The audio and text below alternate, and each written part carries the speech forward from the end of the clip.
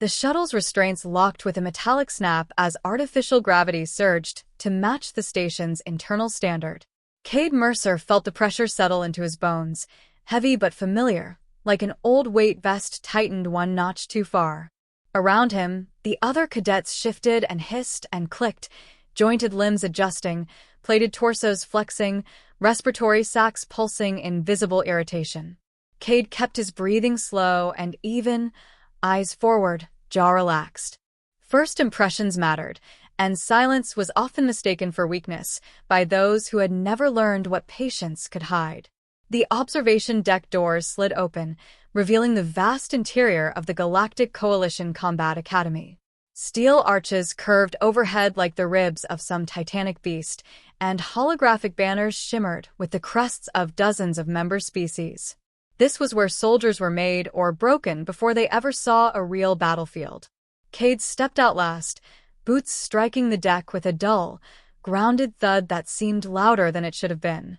Whispers followed him almost immediately. He did not need enhanced hearing to recognize the tone. Curiosity edged with disdain. The lone human among a class drawn from high-gravity brutes, venom-adapted hunters, and organisms evolved to survive worlds that would shred lesser life. He felt eyes linger on his unarmored skin, his lack of claws, the absence of visible weapons built into his frame. A towering figure moved to the front of the deck, silencing the murmurs with nothing more than his presence. Commander Vrax Talcor stood nearly 3 meters tall, his charcoal exoskeleton etched with old scars that no cosmetic regeneration had bothered to erase. His 4 eyes scanned the formation with clinical detachment, pupils narrowing when they reached Cade. "So," Vrax said, his voice resonating through the chamber without amplification, "this is intake 79. He circled them slowly, each heavy step deliberate. "You were selected because your species demonstrated potential under extreme combat stress. Not excellence. Potential. That distinction matters." His gaze returned to Cade, lingering this time. "All of you will undergo Death World training." The reaction was immediate. Several cadets stiffened. One emitted a low-frequency growl that rippled through the air. Death Worlds were not simulations, not controlled biomes behind energy shields. They were living catastrophes, planets whose ecosystems had never learned mercy. Vrax's mandibles flexed in something that might have been amusement. A death world is defined by instability, excessive gravity, predatory dominance, environmental hostility. Survival is not guaranteed. Failure is expected. His eyes narrowed further, especially for species unsuited to such conditions. The silence sharpened. "Human," Vrax said, tasting the word. "Step forward." Cade obeyed without hesitation, boots carrying him 1 pace ahead of the line. He met the instructor's gaze evenly, resisting the instinctive urge to square his shoulders defensively. He had learned long ago that posturing wasted energy. Vrax leaned closer, towering over him. "Your kind originates from a class 4 world.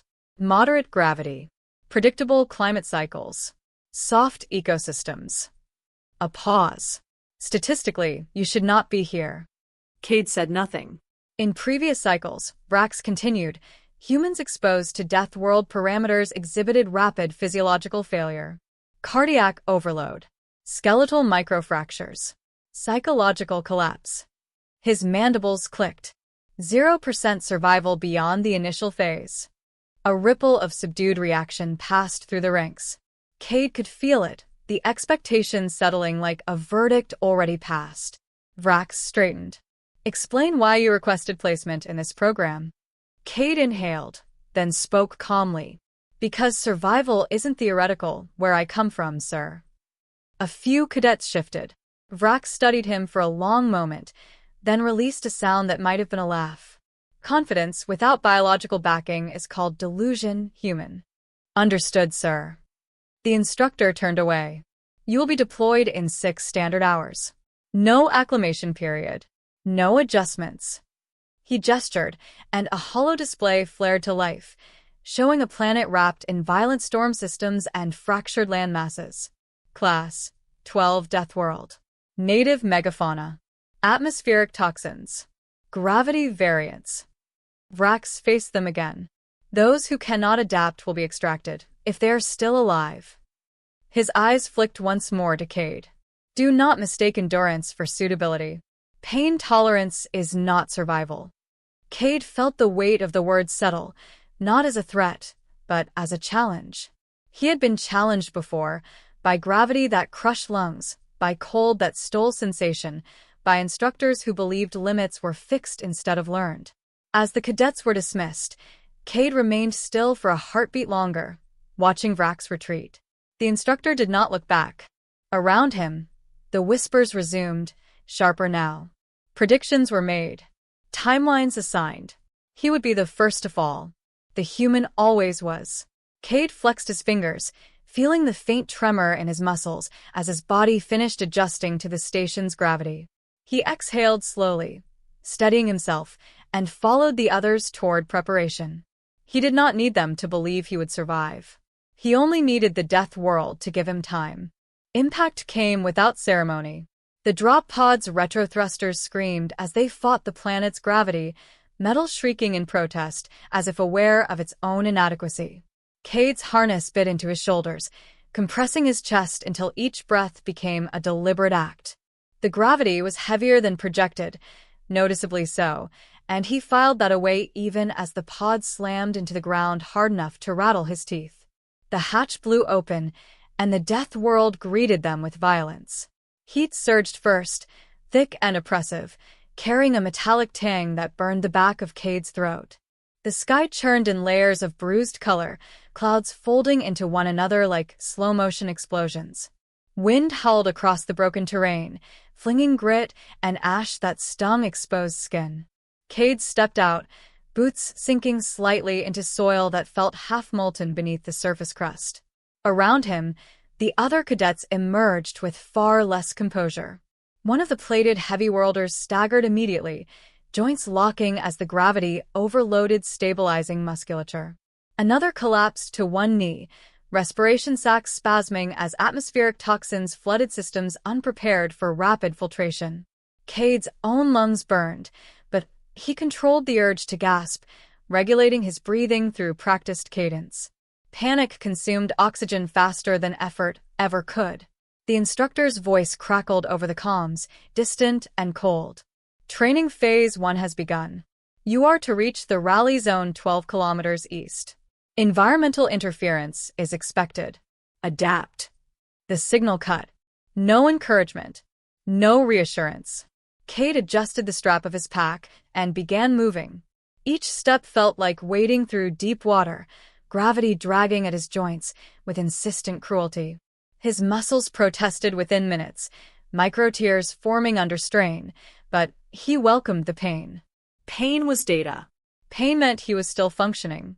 A shrill cry tore through the air.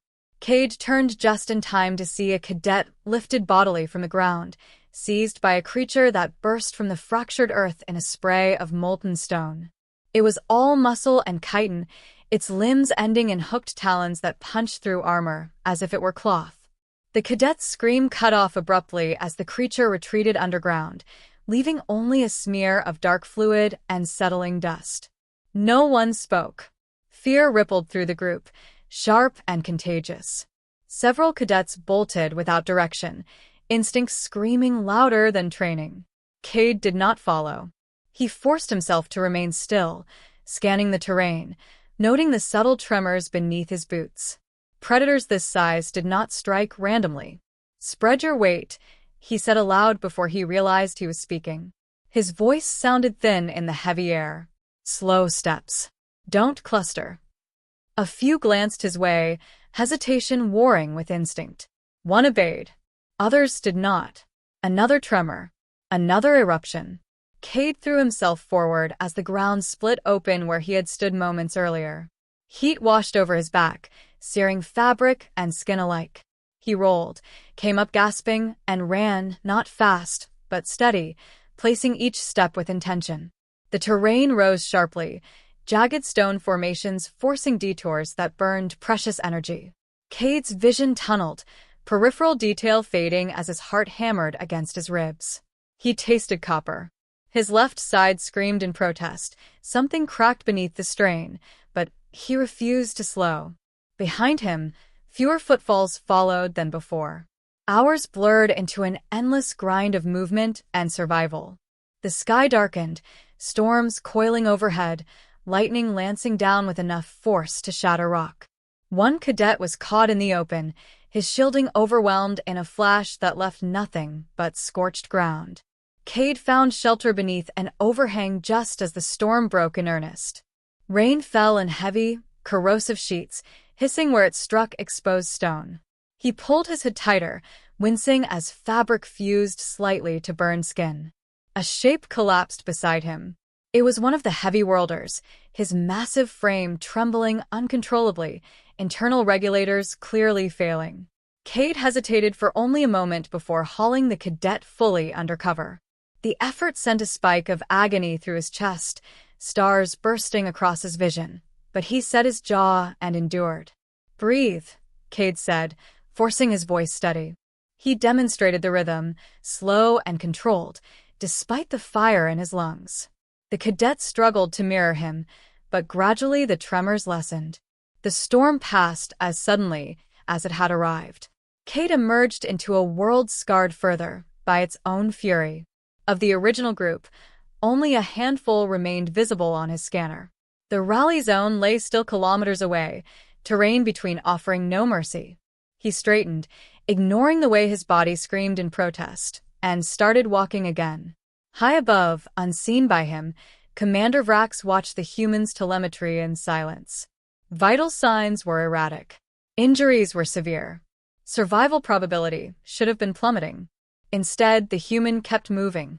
As night fell, casting long, hostile shadows across the death-scarred land, Cade reached a ridgeline overlooking the rally zone. Fires burned below, where automated beacons marked extraction points for those who had already failed. Cade remained standing. Blood soaked into the dirt beneath his boots.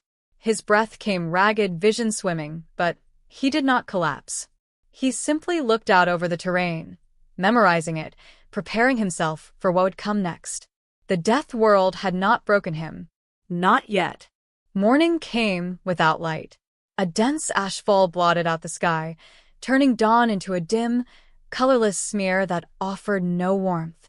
Cade woke already tense, muscles locked in protest, breath shallow and sharp. Every movement sent fresh pain through his ribs, and when he stood, the world tilted before settling reluctantly into focus. He took inventory quickly, burns, fractures, exhaustion, then forced the assessment aside. Pain could wait. Survival could not. The remaining cadets gathered near the extraction beacons, fewer than half of those who had landed. Armor was scorched, limbs trembled, and confidence had bled away, replaced by a brittle determination that cracked at every unfamiliar sound. Cade noticed how their eyes tracked the terrain now, less frantic than before, searching for patterns instead of threats alone. The instructor's voice cut through the haze. Phase 2 begins. Extended exposure. Limited resources. Cooperative survival is recommended, but not required. The implication was clear. The planet would finish what the first phase had started. Supplies were rationed down to the bare minimum. Filters degraded faster than expected, power cells drained under constant strain, and the local fauna grew bolder as the cadets weakened. Cade adapted by instinct more than thought, adjusting his pace, shortening his stride to conserve energy, drinking sparingly and only after measuring his exertion. It was not strength that carried him forward, but economy. When the first tremor of panic hit the group, it did not come from him. A lean, sharp-eyed cadet broke formation, breathing too fast, movements erratic. Cade recognized the signs immediately: oxygen debt, adrenaline spiral. He stepped into the cadet's path and caught him by the shoulder. "Slow down," Cade said, firm but controlled. "You burn out now, you won't last an hour." The cadet hesitated, then obeyed, mirroring Cade's breathing as he had been shown the night before. Others watched, taking notes without realizing it. The humans' methods were simple, almost primitive, but they worked. The terrain shifted again as they moved deeper inland. Gravity surged in uneven waves, forcing constant micro-adjustments. One misstep sent a cadet sprawling, his armored mass slamming into the ground hard enough to crack stone. Cade reached him first, bracing himself and hauling the larger body upright with a grunt of effort that tore a raw sound from his throat. "You can still walk," Cade said, more command than reassurance. "So walk." They did. Predators tested them repeatedly, striking from range or shadow, probing for weakness. Cade learned their patterns, the way they circled before committing, the pauses that preceded attack. When one lunged from the underbrush, Cade did not outrun it. He sidestepped at the last possible moment, using its own momentum to send it crashing into a rock outcropping with bone-shattering force. He did not celebrate. He did not linger. He moved on. High above, Commander Vrax adjusted the feed, eyes fixed on the human's vitals. They dipped, spiked, stabilized again and again. The expected cascade failure never came. Instead, the human compensated, altering behavior in real time to offset physical damage. It was not resilience alone. It was adaptation. The planet escalated. A seismic rupture split the ground without warning, swallowing 2 cadets in a roar of collapsing stone. Toxic gas billowed upward, filters screaming in protest as alarms flared across multiple HUDs. Panic surged, sharp and sudden. Cade reacted before thought could interfere. Mask sealed. Low and left, he ordered, already moving. He wrapped an arm around the nearest cadet and dragged him clear, lungs screaming as he pulled through the heavier gravity zone near the fissure. Another cadet stumbled, disoriented. Cade doubled back without hesitation, hauling him forward until both collapsed behind a ridge of fractured stone. The gas passed. The ground stilled. 3 remained standing where there had once been dozens. Cade sat with his back against the rock, chest heaving, vision pulsing at the edges. His hands shook uncontrollably now, exhaustion finally demanding its due. He clenched them into fists and forced himself upright, refusing to let his body decide when he was finished. The remaining cadets looked at him differently now, not with disbelief or pity, but with something harder and quieter. Trust. The instructor's voice returned, stripped of its earlier certainty. Phase 2 complete. Extraction craft descended in the distance, their engines cutting through the ashfall like distant thunder. Cade did not move toward them immediately. He stood, surveying the ruined landscape, committing it to memory. The Death World had taken everything it could from him and found it insufficient. As the craft drew closer, Cade finally allowed himself a single, shallow breath of relief. Phase 3 awaited, and whatever the instructor intended next would be worse. He welcomed it. The final phase began without announcement. Cade realized it only when the extraction craft veered away, its engines fading into the ash-choked sky instead of descending. The remaining cadets watched it go in silence, understanding settling with grim clarity. This was no longer training in any conventional sense. It was judgment. The instructor's voice came through at last, stripped of pretense. Final evaluation. Solo endurance. Extraction will occur when parameters are met. The channel closed before anyone could ask which parameters those were. The 2 remaining cadets exchanged glances, then moved off in opposite directions, each choosing distance over false comfort. Cade did not stop them. He understood the logic. Resources were scarce, and the planet punished hesitation. He turned inland, toward higher ground where the storms gathered thickest, because danger was predictable there. His body was failing in small, accumulating ways. Each breath scraped raw tissue. Every step sent jolts of pain through his frame. He managed it the same way he managed everything else, by breaking the problem into moments small enough to survive. The Death World tested him relentlessly. Winds rose to hurricane force, flaying exposed skin. The temperature dropped sharply, then surged again, forcing constant adjustment. When predators came, they did so cautiously now, as if the planet itself were uncertain of him. Cade fought only when he had to, using terrain, timing, and the last reserves of his strength. At the ridge's summit, the world opened into a vast, broken expanse. Lightning stitched the horizon, illuminating scars left by seismic violence. Cade stood there, swaying slightly, and laughed once under his breath, not in triumph, but in disbelief that he was still standing. A shadow fell across the ground. Cade turned as a shuttle descended, its landing struts cracking stone on impact. The ramp lowered, and Commander Vrax stepped out, his massive form stark against the stormlit sky. For the first time, the instructor wore no armor. "You exceeded projected survival by an order of magnitude," Vrax said, his voice quieter now, almost contemplative. "Explain." Cade wiped blood from his mouth with the back of his hand. "I didn't try to beat the planet." Vrax tilted his head. "Clarify." "I listened to it," Cade said. "Adjusted. Took what it gave and moved when it told me to move."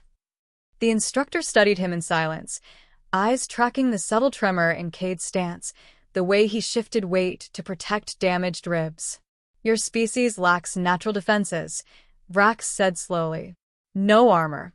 No enhanced regeneration." Cade met his gaze. "We build our own." The wind howled between them, carrying ash and static. Vrax looked past Cade, out at the death world that had claimed so many. The Academy's doctrine defines Deathworlders as those born to hostile environments. He looked back at the human. That definition is insufficient. Medical drones swarmed in, stabilizing Cade with practiced efficiency, but he remained upright, refusing to be carried. Vrax did not order him otherwise. "You will be classified," the instructor continued, "as an adaptive combat species. Training protocols will be amended. Human methods will be studied." Cade exhaled slowly, tension bleeding from his shoulders at last. That wasn't the point. Vrax's mandibles twitched. Then what was? Cade glanced once more at the scarred horizon. "Survival is a skill. We just practice it more than most." The shuttle's interior lights spilled across the ground, warm and steady. As Cade stepped aboard, he felt the weight of the death world finally lift, gravity loosening its grip. Exhaustion crashed over him in a wave too heavy to resist. Behind him, Commander Vrax remained on the ridge, watching the storm-ravaged land with new understanding. The planet had not rejected the human. It had tested him and learned something in return. As the shuttle rose into the darkened sky, Cade closed his eyes, already knowing this would not be the last time humans were underestimated. And it would not be the last time they endured.